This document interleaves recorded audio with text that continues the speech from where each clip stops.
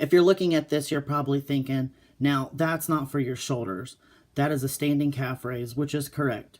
But this is something that I picked up from a strongman competitor. And it was a movement that we utilized to work on our log press. It was just an accessory piece of work that we did. So, and it's something that I've kept along the way. Now, for this movement in particular, it's something that I like to do. I just kind of add it in on a random day.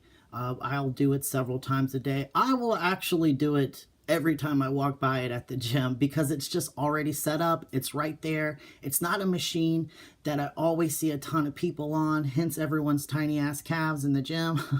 That's just a joke. But every time I do train shoulders, or if I'm just doing an arm day, it's really easy to just walk over in the middle of a set and just get a little set in. Now, I'm going to run you through the video right now. And so you're going to see me just walk up to it. And I've got my arms on the outside, but you can also rotate your arms in a little bit more. That's up to you. I actually move my hands between the outside and then positioning them a little bit more, not on the inside, but on the end.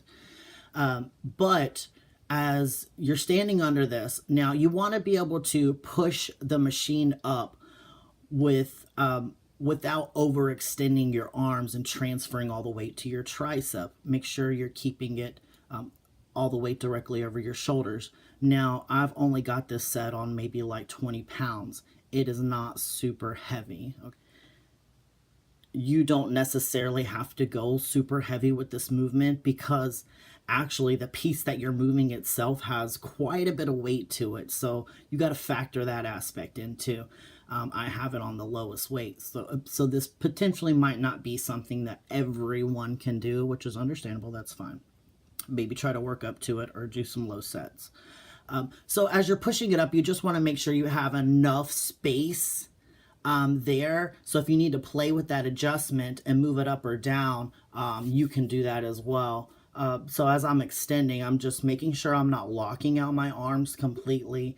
And if you notice too as well, I'm starting out with it kind of in front of my head, not too far, but as I'm pushing up, I'm slowly extending my body underneath it. Now, what that's doing, it really imitates like this overhead press. And anytime you're doing this overhead press, the movement a lot of the times the weight starts at your anterior delts. So as you're moving underneath it, it transfers more to the medial delt. And then as you rotate further in, it's hitting the back of the rear delt. So the weight's moving all across that plane of my shoulders. You don't necessarily have to do it like that, but it's just my way of kind of making sure that I'm incorporating all three. It's nice when you get up to the top as well to do just a nice little pause.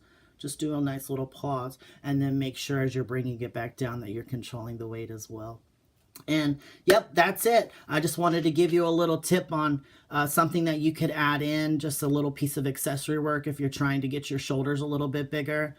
This one is amazing and I love it. It's already set up. I don't have to fight anyone for this piece of equipment. And try it out, see if you like it. I'd love to hear your thoughts on it if it's something you've done or something that you're going to try. Thanks so much.